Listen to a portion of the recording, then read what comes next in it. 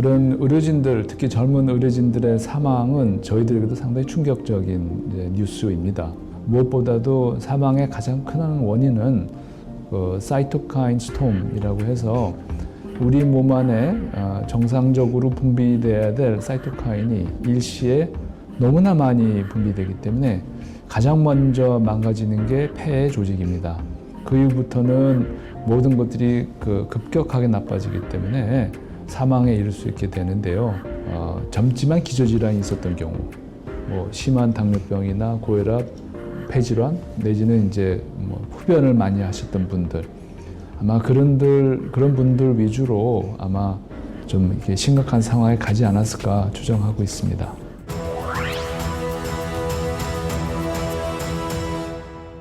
의료인들이 그 병원 안에서 이제 여러 환자들을 대하다 보면 상대적으로 면역이 약하고 나이가 많아지고 이제 기저질환이 좀 중한 상황의 환자들을 만나게 됩니다. 정작 의료인들은 가볍게 감기처럼 넘어갈 수 있지만 의료인을 통해서 그분들에게 전파될 경우에는 그분들에게는 상당히 치명적인 상황이 벌어질 수 있고요.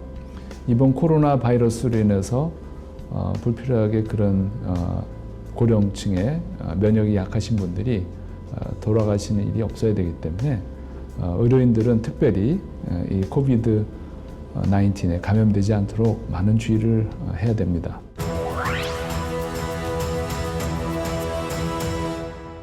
의료인들로서 조심해야 될 게 뭐냐 한다면 코비드 19에 감염됐지만 그 열이나 호흡기 증세 없이 전혀 상관없는 증세로 온 환자가 어떻게 보면 제일 저희가 조심해야 될, 그래서 전신 쇠약감만 갖고 온다든지 아니면 그냥 오심구토 증세만 갖고 온다든지 그런 환자들을 우리가 이렇게 그 격리구역에 안 넣고 진료하게 되거든요. 근데 그 환자가 나중에 코비드 19 양성으로 나올 수 있습니다. 그러면 이제 의료진 감염이 시작되는 거고, 우리가 그걸 놓치고 그냥 지나가게 되면 그 노출된 의료진 중에 일부가 증세가 나타날 수가 있고, 그래서 만약에 그 간호사가 의료진이 그런 기저질환이 있거나 그러면은 중환 환자가 될 수 있다는 얘기죠.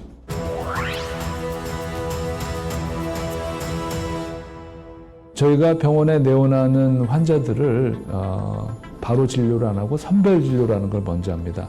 그래서 이제 선별 진료소에 근무하는 사람은 잠재적으로 내가 코비드 19 환자를 만난다라는 가정 하에서 진료에 임하게 됩니다. 그래서 4중 세트 다 하고 특별히 환자 한 명 볼 때마다 소독 다 새로 하고 그런 식으로 진료하고요. 근데 이제 그 환자들 중에서 나중에 코비드 19 양성이 나오는 환자가 있게 되면 그 공간도 한번 다시 소독하게 되고, 그 환자가 만났던 의료진들을 다 이 CCTV로 확인을 해서 그 환자를 접촉할 때 충분하게 마스크랑 모든 장비를 했는지 확인하고, 그게 안 됐을 경우에는 자가 격리를 해야 되는 단계를 갈 수 있는 거고요. 그게 완벽했을 때는 자가 격리까지는 안 가고 대신 집중 감시를 해서 2주 동안 이제 매일매일 아침 저녁으로 그 체온과 증세를 확인해서 보고하게 돼 있습니다. 지금 현재는 의심되든 의심 안 되든 저희가 방호복과 마스크는 다 장갑은 다 착용을 하고요. 만약에 그 코비드 19이 의심되는 환자인 경우에는 저희가 모자와 고글까지 다 쓰고 방호복 위에 하나를 더 거치고 진료를 하고 있습니다.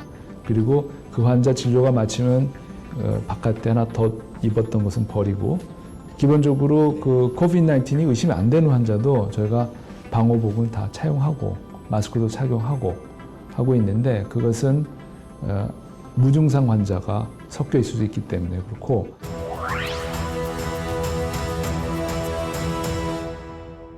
만약에 정말 극단적으로 환자가 많이 왔을 때 우리가 해야 될 그 방호의 정도와 종류를 갖다가 제한을 받는다고 한다면 무엇을 가장 중요하게 볼 것이냐. 가운 위에 있는 덧가운 같은 게 있는데 그런 것은 상대적으로 그 중요성이 좀 낮아져도 되겠고요. 하지만 우리가 정말 꼭 지켜야 될 것은 마스크다. 마스크만큼은 N95 같이 이렇게 완벽한 걸 쓰는 게 좋겠다는 거고요. 그 다음에 이제 장갑을 껴야 되겠고, 마스크 사용하기에 이상적인 원칙이 뭐 한 번 쓰고 버리는 거, 그리고 가급적이면 노출될 것으로 의심되는 상황이 있었다면 바로 교체하고 막 그런 것이 원칙에 맞겠죠. 근데 만약에 그렇게 해서 마스크가 없어지고 그 다음에 쓸 마스크가 없다고 한다면 그거는 안 버리는 게 더 나은 상황이 될 것입니다. 과연 마스크를 언제까지 쓸 수 있느냐에 대한 정확한 답을 아마 제시할 수 있는 사람이 별로 없을 것 같긴 합니다. 그래서 이거는 과학적인 답이라기보다도 그냥 우리가 공급이 제한적인 상황에서 하나를 갖다가 햇빛에 노출시켜서 충분히 건조시키고 그것이 됐다고 한다면 뭐 다시 쓸 수는 있는데, 그래도 원칙은 이제 최대한 자주 새 것으로 바꾸는 것이 바람직할 것으로 봐야 됩니다.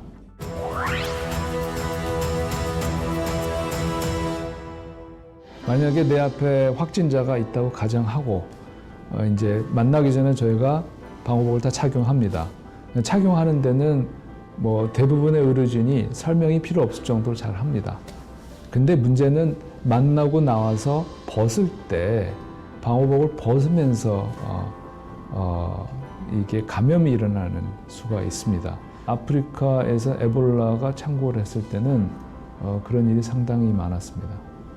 상당히 많았기 때문에 이게 에볼라는 지금 현재 코비드-19보다 훨씬 더 강한 전파력이 있는 병원체이기 때문에 방호복을 벗을 때 한 사람이 옆에서 지켜봅니다. 실수를 하면은 그 자리에서 이 사람은 이제 격리 대상이 되는 거가 되죠. 내가 입었던 방호복의 어느 부위에 그런 병원체가 묻었는가 우리가 알 수도 있지만 잘 모를 때도 있습니다.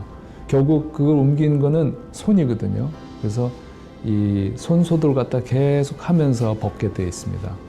그리고 모른 새 어디 닿는 거를 한 사람의 보조자가 지켜보고 있고, 그런 과정 가운데 하면은 되게 에러는 없는데,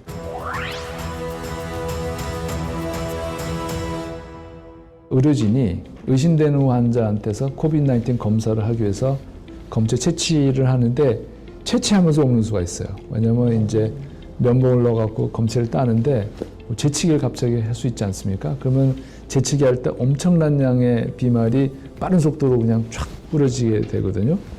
그래서 이제 그 상황 가운데 우리가 완벽하게 고글과 마스크와 이런 걸 다 했으면은 괜찮지만 틈새가 있어갖고 휙 들어가면은 걸릴 수 있다는 거죠. 응급선별진료소에서 그런 일을 아예 예방하기 위해서 이제 부스를 하나 만들어서 검사를 받을 환자분이 앞에 들어오고요. 의료진과 환자 사이에는 이제 완벽히 분리되는 유리벽이 있습니다. 유리벽에 손이 이렇게 나와서 검사를 땁니다. 그러면은 저쪽에서 재치기를 하든 뭘 하든 그 유리 공간에 갇혀 있기 때문에 이쪽에 의료진들은 보호되고요. 의료진들은 보호장구를 안 해도 됩니다. 그 안에 들어가서 하기 때문에. 그래서 상당히 진료 속도를 빨리 가져갈 수 있는 그런 장점이 있어서 지속적으로 많은 환자의 코비드-19 검사를 해야 된다면 그런 부스를 설치하는 게 바람직합니다.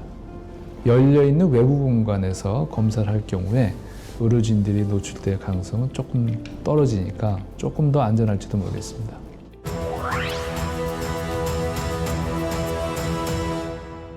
의료진 같은 경우에 내가 노출된지도 모르겠다 싶으면 이제 2주 동안 지켜봐야 되겠지만 처음에 한 4, 5일 지나서 이상하면 바로 능동적으로 자기가 이상한 것을, 체온이 어떤 것을, 증세가 어떤 것을 얘기해서 확진 검사를 좀 하셔야 될 필요가 있고, 의심되는 환자든 또 의심되지 않는 환자든 매 순간 경각심을 잃지 않고 진료에 임해야 될 것 같고요.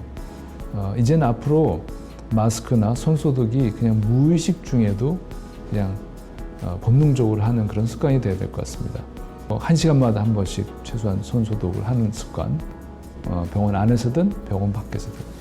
저희뿐만 아니라 저희보다 훨씬 더 중한 환자를 보거나 더 열악한 가운데 근무하는 의료진들에게는 더 힘든 상황이라고 믿어지고요. 하지만 우리가 모두 다 한마음이 돼서 연대해서 열심히 이 시간을 지나간다고 한다면 반드시 코비드-19이 끝나는 시점이 올 줄을 믿습니다.